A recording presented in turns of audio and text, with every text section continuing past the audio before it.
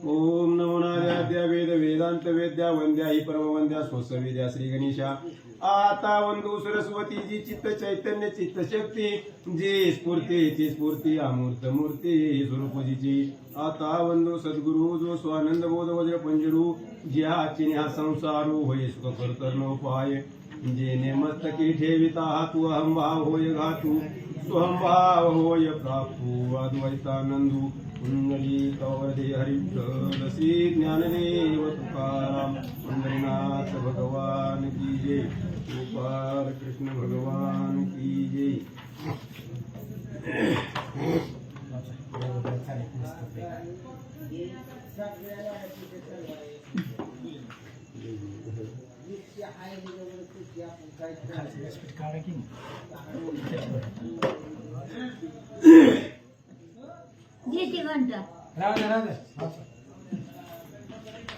श्री गणेशाय नमः ओम नमो शिवाय नमः जय जय पंढरीनाथ कृष्णाथ या देवेंद्रा जय जयाजी जनार्दना जय जयाजी रवी कुलभूषणा जय जयाजी त्रितापशमना भवभंजना केशवा कथेचं अनुसंधान ग्रंथ करते विष्णू बल्लाळ दत्तदास या ठिकाणी सांगताय जनार्दन भगवान परमात्मा रवी कुलभूषण सूर्य वंशाचं भूषण असा असणारा तो भगवान परमात्मा आहे त्रितापाचं शमन करणारा आणि सर्वांना या भवरूपी सागरामधून सोडवणारा तुम्ही भगवंता उन्मत्त जो का रावण ज्याने दुःख दिले देवा लागून तयाचा संवार करून भक्तजना सांभाळली भगवंता काय केलं उन्मत्त असणाऱ्या राजा रावणाला मारलं ज्या राजा रावणानं सगळ्यांना दुःख दिलेलं आहे अशा राजा रावणाचा संवार तुम्ही केला आणि भक्तजनाचा सांभाळ करणारे असे तुम्ही भगवंत आहात तू सकळाशी एक निष्काम आणि निष्कलंक तुझ्या चरण कमळे मस्तक वाहिला देख श्रीहरी आणि भगवंत तुम्ही काय केलेलं आहे असं असणारा मत्स्य कुर्म अशा प्रकारचे 10 अवतार आहे दश अवतार तुम्ही धारण केले तो श्रीराम तुमचा अवतार आहे पुढे कृष्ण अवतार आहे आणि ते कृष्ण अवतार सुद्धा तुमचा 8वा आहे असं सांगतात धरिले मत्स्य कुर्मादि अवतार तो श्रीराम निर्धार पुढे कृष्ण अवतार साचार 8वा परात पर तुझी होसी आणि भगवान परमात्मा तुम्ही काय केलेलं आहे हो सगुण रूप धारण केलेला युगा युगा प्रति रामा अवतारसी मेघश्यामा झाडा करीसी आधर्मा पुरुषोत्तमा श्रीपते ऐसा तू युगान योगी धर्म संस्थापने लागी सगुण रूप सवेग घेऊनी जगी अवतरलासी आणि भगवान परमात्मा असा असणारा तू युगान युगाप्रती अवतार घेतो धर्म संस्थापना करतो सगुण स्वरूप धारण करतो आणि या जगामध्ये येऊन दुष्टांना मारतो असं तुझं काम आहे लीला दाखवावी भक्त जना म्हणून आलासी साकारपणा नारदाजी घेऊनी विना गाती गुण अगाध पै भगवंता तुम्ही काय केलेलं आहे अशा प्रकारचे साकार सुगुण स्वरूप धारण केलेलं आहे आणि तुमच्या गुणाचं वर्णन अनेक प्रकारे नारदादी तुंबरादी तुमचं गुणाचं वर्णन करतात अशा प्रकारे भक्ताला लीला कौतुक दाखवणारे तुम्ही भगवंत महाराज सांगता तुझा जो का पर्यक सुरेख तोची सांगे कथानक मने वाचायना ऐक कधी तो सकाळी कमी तुझ लागे तुझा जो का पर्यंत सुरेख पर्यंत म्हणजे पलंग तुझा असणारा पलंग शेष आणि तो शेष वत्सयन ब्राह्मणाला वत्सयन ऋषीला पाताळाच्या ठिकाणी रामचरित्राची कथा सांगतोय तेच दत्तदास तुम्हा आम्हाला सांगतात ऐका सप्तमाध्यायाच्या अंती जाण रावण उत्पत्ती रामा लागून ऋषीवर केली कथन पुढे निरूपण ऐकता आणि आता 7वा अध्याय संपला आपण कालच्या अध्यायामध्ये काय ऐकलं रावण कुंभकर्णाची जन्मकथा आणि त्यांनी रावण कुंभकर्णाने तप केलं वरदान मिळवलं कुबेराचं राज्य लंकानगर ताब्यात घेतलं, देव लोक सगळे भगवान श्री विष्णूकडे गेले. ही कथा पाठीमाग ऐकले. अगस्ती मुखे निर्धारी श्रवण करिता अयोध्या विहारी, ब्राह्मण मारिला दशकंठधारी म्हणून अंतरी गैवरला. हो? आता इतकी वेळ काय झालं? अगस्ती मुखे निर्धारी श्रवण करिता अयोध्या विहारी, ब्राह्मण मारिला दशकंठधारी म्हणून अंतरी गैवरला. आणि मग अशा प्रकारे कथेचं अनुसंधान आहे. अगस्ती ऋषींच्या मुखातून भगवान श्रीरामचंद्रांनी श्रवण केलेली कथा आहे. ब्राह्मण मारिला. रावण कोण होता? ब्रह्मवंशाच्या कुळातला होता. त्याच्यामुळं ब्राह्मण मारला म्हणून भगवान श्रीरामचंद्र अंतःकरणामध्ये गहिवरले, दुःख वाटू लागलं. आणि महाराजांना काय विचारतात? अश्रुधारा चालिल्या नैनी परम दुःख वाटते मनी, बैसला सता सिंहासनी मूर्छा येऊन पडिला. आणि रावण कुंभकर्णाची जन्मकथा अगस्ती ऋषींनी सांगितल्यावर मग रामाला माहित झालं हे की ब्रह्मकुळामधला आहे, ब्रह्मदेवाच्या वंशातला आहे. आणि आपण ब्रह्मदेवाचे जे काही वंशातले आहेत अशा लोकांना मारलेला आहे, राक्षसांना मारलेला आहे. अद्भुत पाप आपल्याकडून घडलं असावं म्हणून त्या पापाच्या वजानं भगवंताला मूर्छा आली आणि जमिनीवरती पडले. अगस्तीने पाहता चिधड करी, हस्त फिरविला अंगावरी, नेत्र पुसून अयोध्या विहारी सावध केला त्यावेळी. अगस्ती ऋषींनी पाहिलं रामाला चक्कर येऊन पडलेले आहेत, भगवान परमात्मा बेशुद्ध पडलेला आहे. अगस्ती ऋषीने आपला हात रामचंद्राच्या मुखावरनं फिरवला आणि रामचंद्राला सावध केला. काय म्हणतात? म्हणे रामा तुझ लागून शोकाचे कायाचे कारण, स्वदैत्य कुळ निर्दाळून सर्व लागून सुखी केले. आणि त्यावेळेस अगस्त्य ऋषी रामचंद्राला बोलतायत, रामा तुम्हाला दुःख करण्याचं काय कारण आहे? कारण जे जे धर्माला आडवं येतात त्यांना मारावं हे तुमचं कर्तव्य आहे. म्हणून राक्षस तुम्ही मारलेली आहेत, वाईट प्रवृत्तीची राक्षस जे धर्माला आडवे येतात त्यांचा तुम्ही वध केला, त्यामुळे दुःख करू नका. महाराज बोलतात, सकळांचे दुःख निवारण झाले यासी तूच कारण, भूत भविष्य वर्तमान जाणता पूर्ण तू अससी. अहो रामा, भूत भविष्याचं ज्ञान तुम्हाला आहे. भूत भविष्य वर्तमान सर्वही जाणे रघुनंदन, तरी मनुष्य नाट्य विटंबन स्वयापन धावित युद्धकांडाते 44. भूत भविष्य वर्तमानाचं ज्ञान तुम्हाला माहिती असताना अज्ञानाचं सोंग घेऊन का दुःख करतात सांगा? तरी मूर्छा येणे कासयासी, ऐशा अगस्ती वचनासी, ऐकून या ऋषिकेशी उदक नेत्री ढाळी तसे. आणि रामचंद्राला अगस्ती महाराज विचारताय, तुम्हाला सर्व माहिती आहे, ज्ञात आहे, परिपूर्ण ज्ञानी तुम्ही आहात, मग विनाकारण दुःख का करायला लागला? असं रामचंद्राला विचारल्यावर भगवंत काय सांगतात? म्हणे माझ्या ज्ञान पहा किती, मी मूळ जनाहुनी मूढमती, प्रवृतलो ब्रह्मकुळाच्या घाती, केवळा केला अपराध. भगवान श्रीरामचंद्र म्हणतायत तुम्ही किती मूढमती आहे. अहो राम आहे, अखिल कोटी ब्रह्मांडाचा नायक आहे. राम सर्वार्थी सर्वज्ञ असा असणारा राम अगस्त्य ऋषींना म्हणतात किती अज्ञान आहे मी, मूढमती आहे माझी. अहो ब्राह्मण जगताला वंदनीय आहे अशा असणाऱ्या ब्रह्मकुळाचा वध माझ्याकडून घडला. रामचंद्र बोलतात, मज जाणोणी पाप निधी, क्षिती ठाव न देई कधी, कोठून झाली मजला बुद्धी, राक्षस वरीने नव्हे. आणि रामचंद्र सांगतायत मला ही दुर्बुद्धी आठवलीच कुठून, मला पृथ्वी सुद्धा ठाऊ देणार नाही. अहो राम आहे तो त्रैलोक्याचा राजा आहे, त्रैलोक्य स्वामी श्री रघुनाथ. आणि तो राम बोलू लागलेला आहे माझ्याकडून एवढं पाप झालंय की मला पृथ्वी सुद्धा ठाऊ देणार नाही, अशी माझ्याकडून पाप घडलेला आहे. ही दुर्बुद्धी मला कुठून आठवली असं भगवंत बोलतात. वेदशास्त्र जाणता ऐसा सोनी ललने करिता, वध केला ही महामूर्खता, म्हणलं ज्ञाता मज कोणी. आणि रामचंद्र विचारताय अगस्ती महाराज मला ज्ञानी कोण म्हणेल? कोण मला ज्ञानी म्हणणार आहे सांगा हो. बायकोसाठी ब्रह्मकुळाचा घात मी केला. एका स्त्रीला बायकोला सोडवण्यासाठी तिच्या इच्छेसाठी तिच्या आशेसाठी ब्रह्मकुळाचा घात माझ्याकडून घडला. मग मला ज्ञानी कोण म्हणील सांगा. आमचा पूर्वज इक्वाक्षुराय त्याने ब्राह्मण रक्षणी झिजविला काय.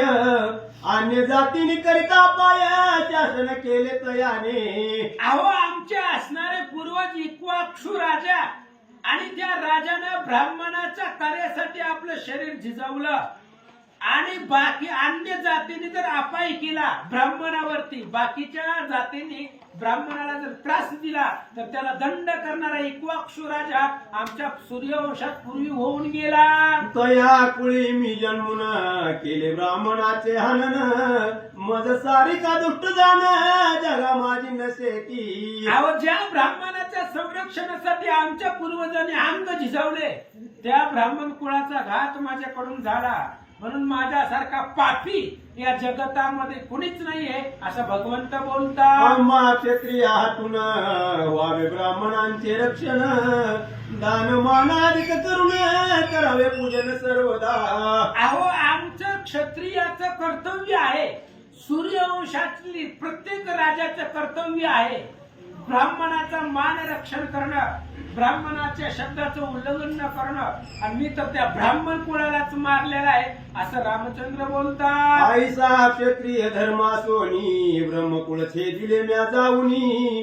तेव्हा कुंभी पाकाली कवण्यास्थानी नरक लागून जाणे लागे. अहो अगस्ती महाराज मी त्या असणाऱ्या ब्राह्मण कुळाचा वध माझ्याकडून झालेला आहे. त्यामुळं मला कुंभी पाक म्हणजे नरक आणि त्या नरकामध्येच जावं लागणार आहे. दुसरा पर्यायच माझ्यापाशी नाहीये असं भगवंत महाराजांना बोलतात. पर्यायसिया पापाचे निरसन दान अथवा तीर्थाटन.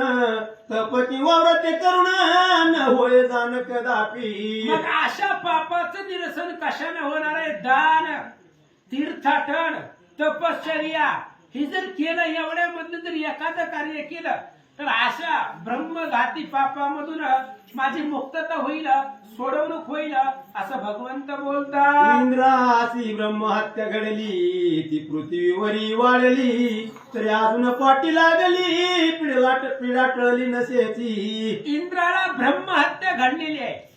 इंद्राकडून ब्रह्महत्येचं पातक इंद्राला लागलं तेव्हा आणि तू असणारी ब्रह्महत्या वाढली गेली. आज सुद्धा त्या ब्रह्महत्येनं इंद्राचा पाठलाग सोडला नाहीये असं रामचंद्र बोलतात. जे ब्रह्मकुळाचा नाश करीती ते नर नरकास जाती. नाना यातना भोगिती वेदी निर्धार सांगितला.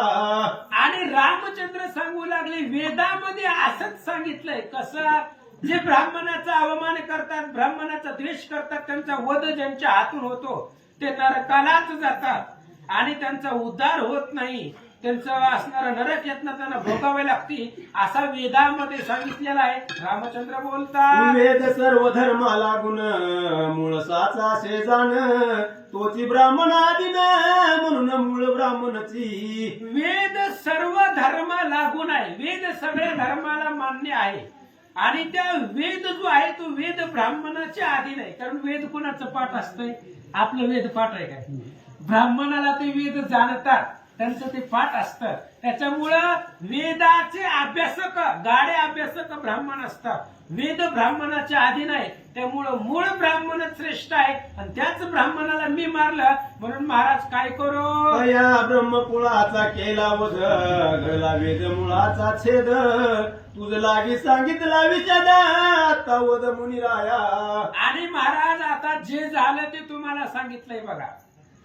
ब्राह्मण कुळाचा वध मी केलेला आहे, माझ्याकडून घडलेला आहे. रावण कुंभकर्ण हे ब्राह्मण कुळामधली होती, ब्रह्मवंशामधली होती आणि त्यांना मी मारलं. त्याच्यामुळे आता जे घडलेला अपराध आहे ते तुमच्या पुढे सांगितला. आता काय करायचं तुम्ही सांगा. माझे कल्याण कवण्यापरी होईल सांगा हो झडकरी. शेष म्हणे वाचाय नावधारी राम करी दुःख ऐसे. आणि रामचंद्र अगस्ती महाराजांना सांगतायत माझं दुःख कोणत्या पद्धतीने निरसन होईल. मी जी पाप केलेलं ती पाप कसं संपेल असं सांगितल्यानंतर शेष महाराज वत्सयन ब्राह्मणाला वत्सयन ऋषीला सांगत होते आणि एवढं दुःख रामाला झालं होतं. पुढं तो अगस्ती म्हणे तयासी दुःख कारण नसे तुझसी तू अन्न दुष्ट नाश केलासी ब्रह्मघात तुझसी न घडला. आणि त्यावेळेस अगस्त्य ऋषींनी सांगितलं रामा दुःखी होऊ नका, तुमच्याकडून अपराध घडलेलाच नाहीये. तुम्ही काय केलंय, वेदाला आडवे येणारे, धर्म कार्याला आडवे येणारे, साधू संतांना त्रास देणारे अशा लोकांना तुम्ही मारलेला आहे. त्यामुळे पाप तुमच्याकडून घडलंच नाही असं अगस्त्य ऋषी रामचंद्राला बोलतात. ऐक यातील कारण तू परब्रह्म परिपूर्ण तू करता भोक्ता जाण शुद्ध चैतन्य तूच अससी. आणि याच्या पाठीमागचं कारण आहे का म्हणले रामा, तुम्हाला पाप पुण्य नाही, कारण पाप पुण्य देणारे तुम्ही आहे. तुम्हाला काय पाप पुण्य आहे? अहो, जीवाला पाप पुण्य करवणारे, जीवाकडून करून घेणारे तुम्ही आहे. त्यामुळे तुम्ही शुद्ध चैतन्य आहात, परिपूर्ण परब्रह्म आहे, अकर्ता आहे. कुठल्याही प्रकारचं कर्म तुम्हाला लागू पडत नाही, अकर्ता अकर्म अशा प्रकारचे तुम्ही राम आहात. तू नसे जनन मरण पाप पुण्य ते कोठून जीव दशेचे लक्षण नाही जाण तुझ माझी. रामा तुम्हाला जन्म आणि मरणच नाही, मग पाप पुण्य आलंच कुठून? पाप आणि पुण्य ही जीवाला असतं, देवाला नसतं. तुम्ही परिपूर्ण परब्रह्म आहात, तुम्हाला जन्मच नाही. तुम्ही स्वतःच्या इच्छेनं जन्म घेता. कुठं जन्म घ्यायचा, कोणत्या घरामध्ये घ्यायचे तुमच्या हातात आहे का, आपल्या हातात आहे काय?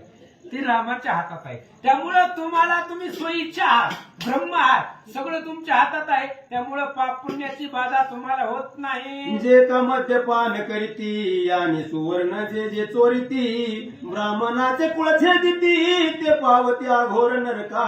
नरकाला कोण जातात महाराज? पाप पुण्य करतात, बाकीच्या असणाऱ्या दुसऱ्याच्या घरातलं सोनं चोरी करतात. गरुड पुराणामध्ये सांगितले सोनं चोरलं तर नरक पोचवतात.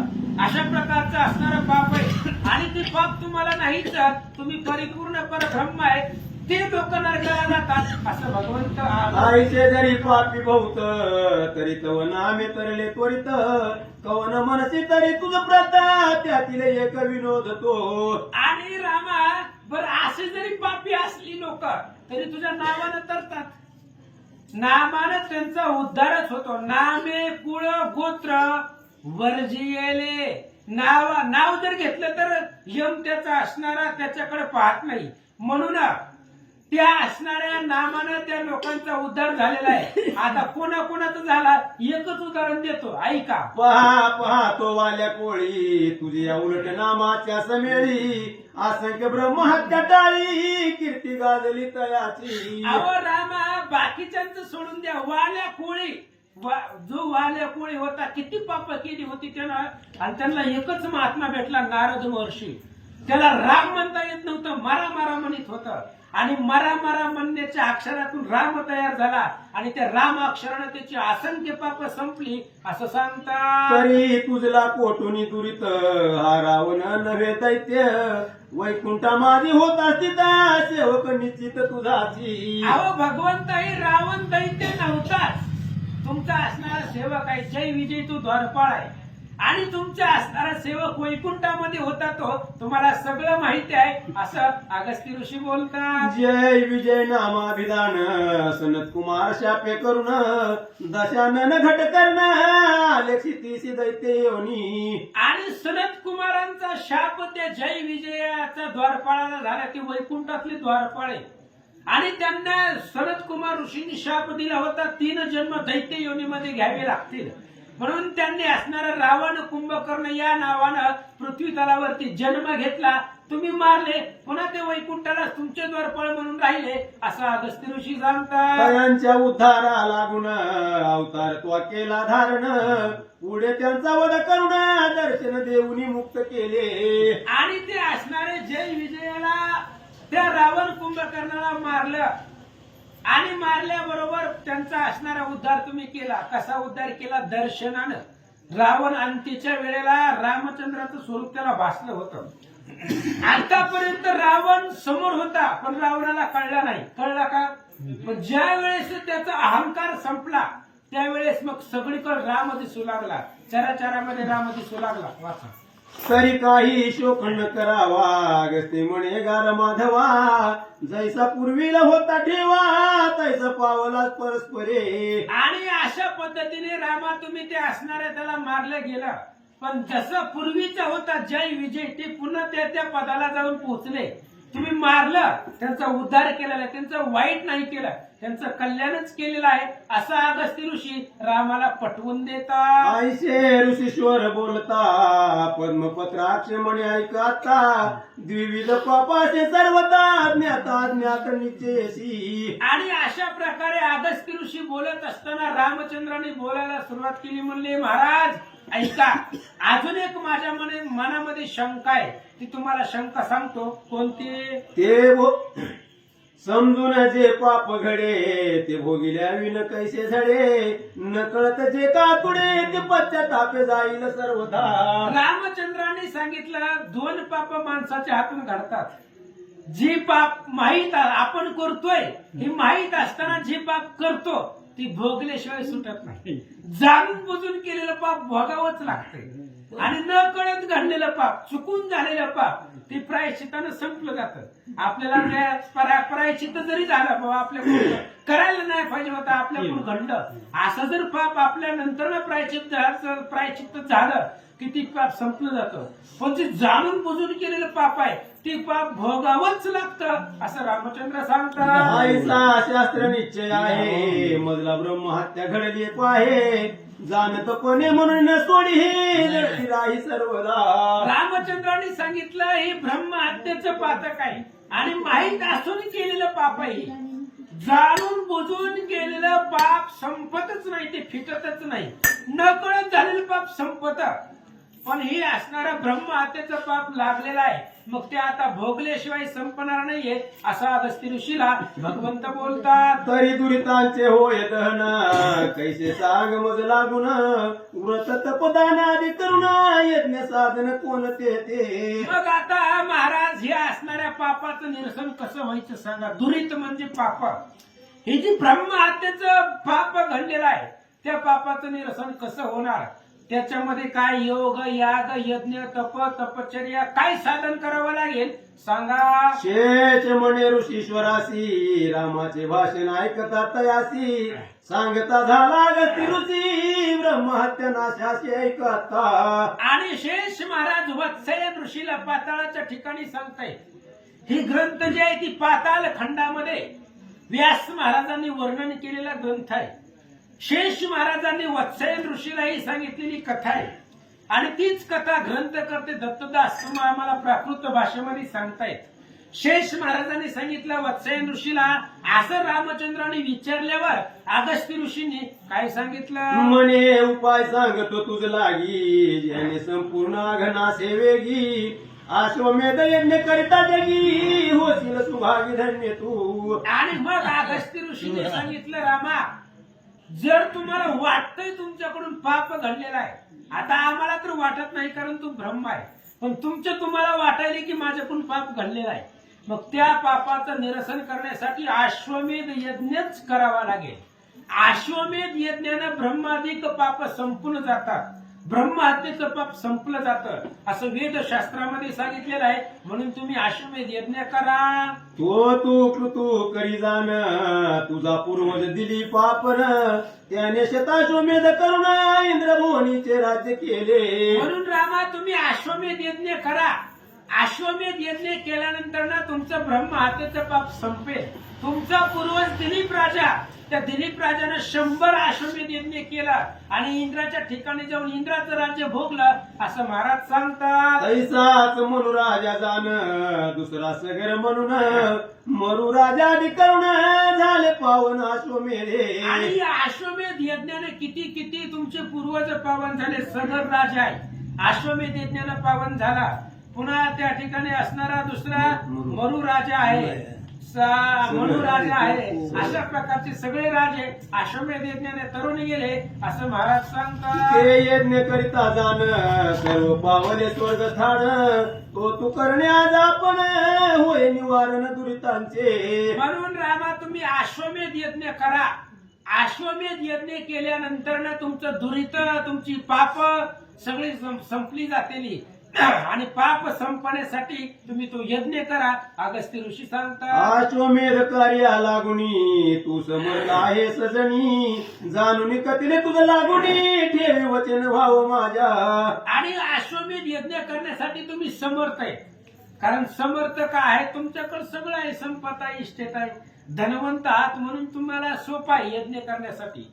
आणि तुम्ही ते यज्ञ करा, माझ्या वचनावरती विश्वास ठेवा, भाव ठेवा आणि अश्वमेध यज्ञ करा, असं अगस्त्य ऋषी सांगतात. तुझे तीन बंधू जे कासती, ते लोकपाला समभासती, ऐकून ऐशा वचनाप्रती राम म्हणती अगस्ती ते. आणि अगस्त्य ऋषीने सांगितलं, तुमचे 3 भाऊ शत्रुघ्न, लक्ष्मण आणि भरत, ती लोकपाळामधले लोकपाळ मला भासतात.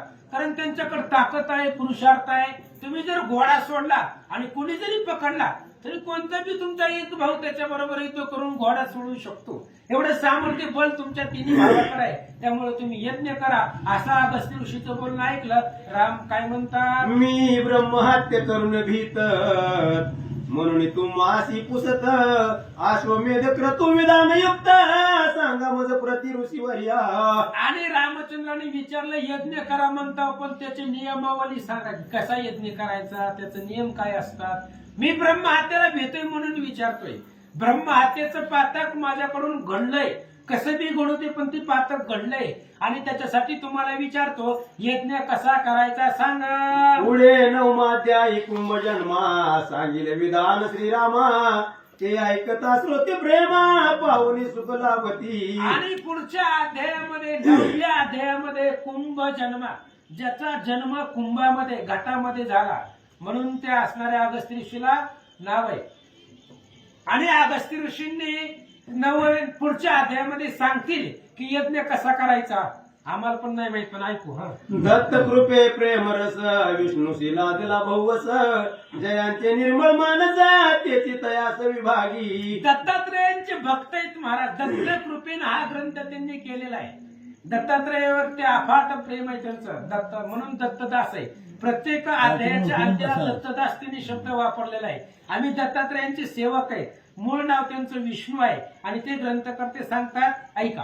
तिसरी पद्मपुराणे पाताळ खंडे शेषवाचार्य संवादे रामाश्वमेध रावणादी जन्म कथन नामाष्टमाध्याय. ओळा श्री रामचंद्र अर्पण वस्तु पुंडलिक अवतार विठ्ठल श्री ज्ञानदेव अवतार.